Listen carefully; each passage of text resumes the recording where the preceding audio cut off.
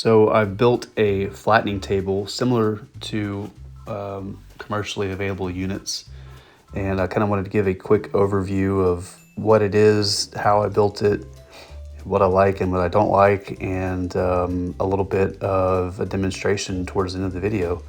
This is just a quick video of me flattening a piece of boat arc wood, so here we go. So for the router itself, it's just a 15 amp wind router that I got off of Amazon for probably 120 bucks, I think. Underneath is a 2-inch flattening bit, also off of Amazon, and then I have the router connected through the plywood to the bottom down there.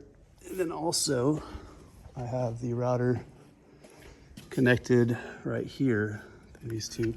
I took one of the handles off and screwed the handle to the back, so it's pretty sturdy. It's not going anywhere for plywood construction. And speaking of, the carriage here is just some 1/2-inch plywood and then some brush material also from Amazon.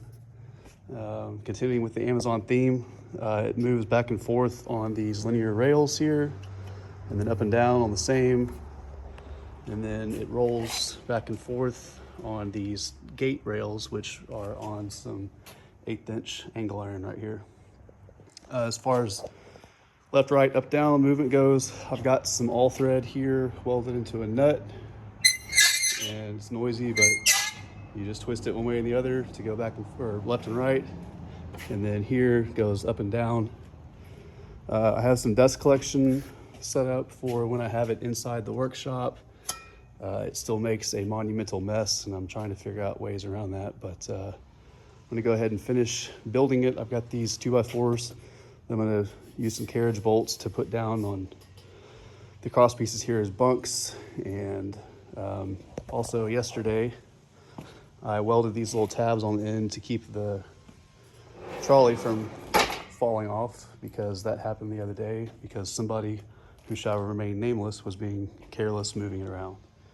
So I guess another important thing to note is, this thing obviously takes up a lot of space. It's 10 feet long and 4 feet wide. And when I'm not using it, I would like for it to be kind of out of the way. So the trolley just lifts right off the table, and then the legs here that I have on casters, so it's portable. The legs also are hinged here, so it can fold up out of the way against a wall somewhere. So it's 100% portable and 100% stowable, so it is more or less of a space saver. So this is just me kind of running through the motions here, drilling everything and getting it put together. If you want to skip ahead to the end of the video where we're actually flattening some pieces of oak, you are absolutely free to do so.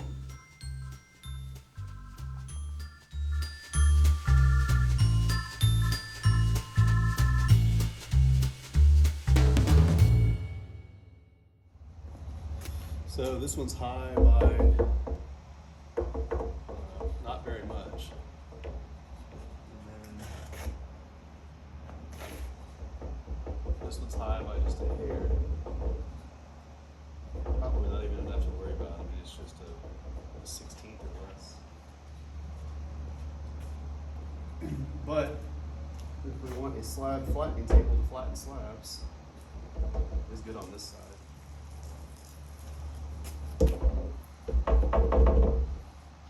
I guess your slabs will only be as flat as you make them, so pull that off and run it over the jointer real quick. All right, so ran it over the jointer real quick. Just a couple quick, easy, light passes, and bingo. Perfect.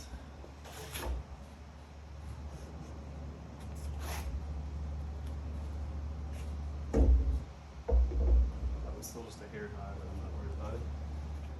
So now that my flattening table is finished, I figured I would tell you what I like about it and what I don't like about it, in case you want to build one and what to expect when I build the next one.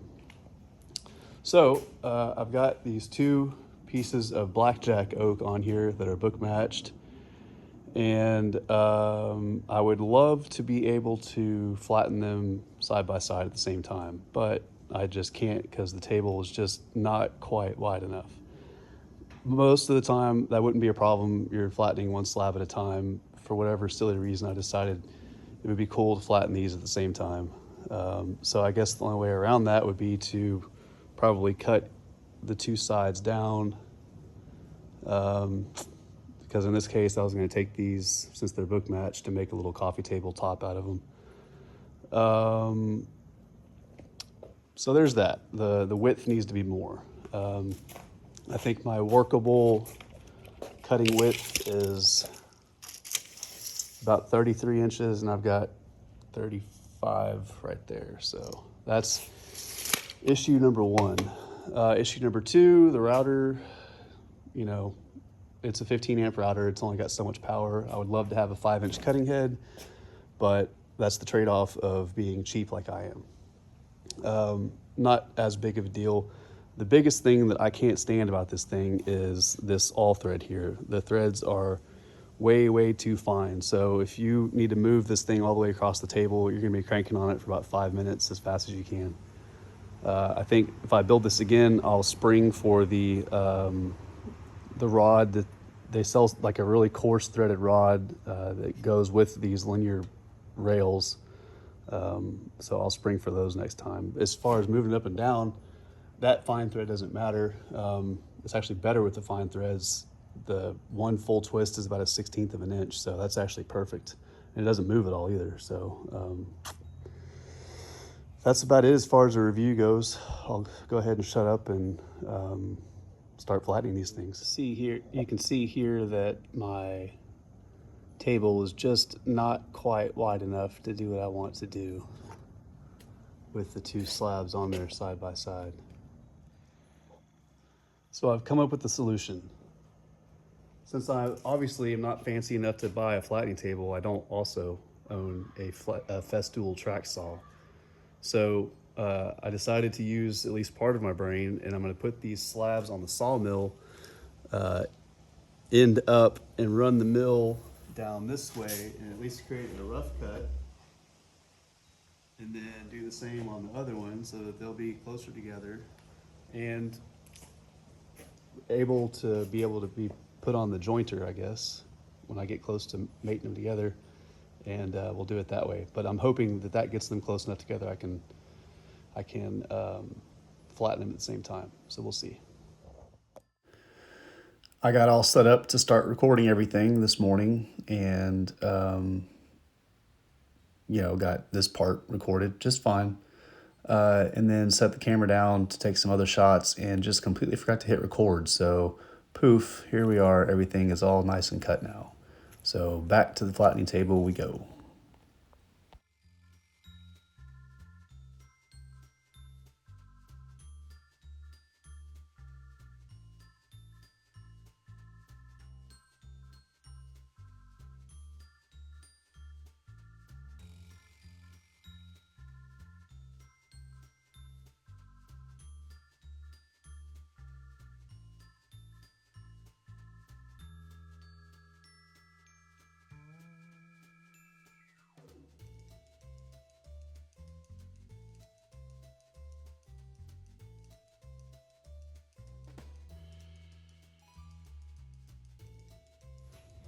This was actually out on my lunch break, so I only got to work on it for a few minutes to get it finished, but got one of the slabs pretty close to flat. It's going to just have to come down in thickness a little bit more, but the blackjack is one of my favorites just because there's so much character in the wood, so many colors, and it's just unlike anything else I've ever seen. So I'll go out there later this afternoon and keep at it so we can get this project finished up.